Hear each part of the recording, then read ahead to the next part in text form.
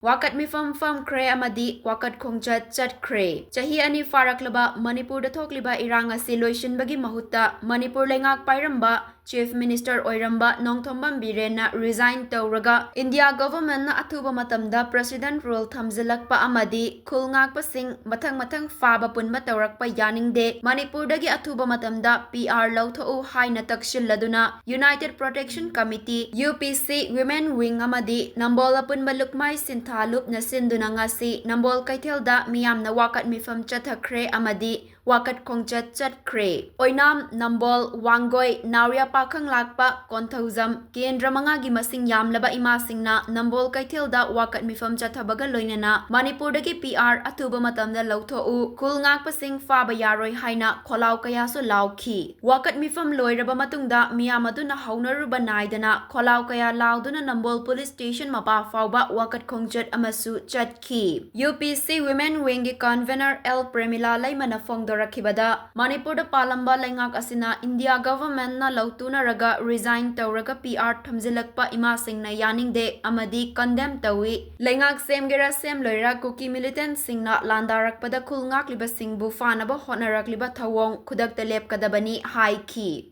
Hojii akhoi Manipur tawriba lal asigi maramda asok sangna India government amadi state government divide rule sarabase akhoi yam pendre maramdi karigino haibada hojii Manipur da satharakliba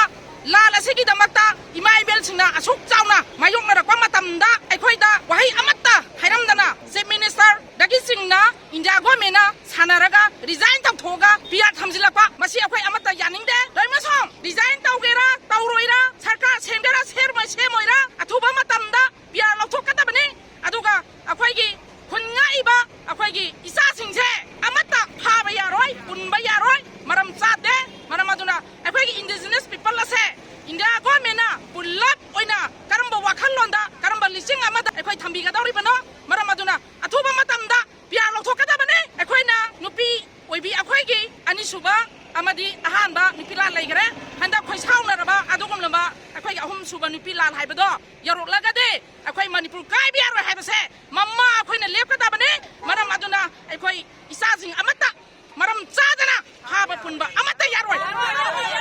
maram de akhoi United Protection Committee number gisu akhoi mi lising yangkai humpu laibase kendra manga taruna pullaga United Protection Committee sembade maram aduna akhoi ngahan kai wa ngang dabane maram aduna yari makai India government akhoi gi lising makada madu thabak tawbigadabani PR athuba matamda lauthokadabani haibase Protection Committee gi women wing gi ai isam angna wafam ase thamjari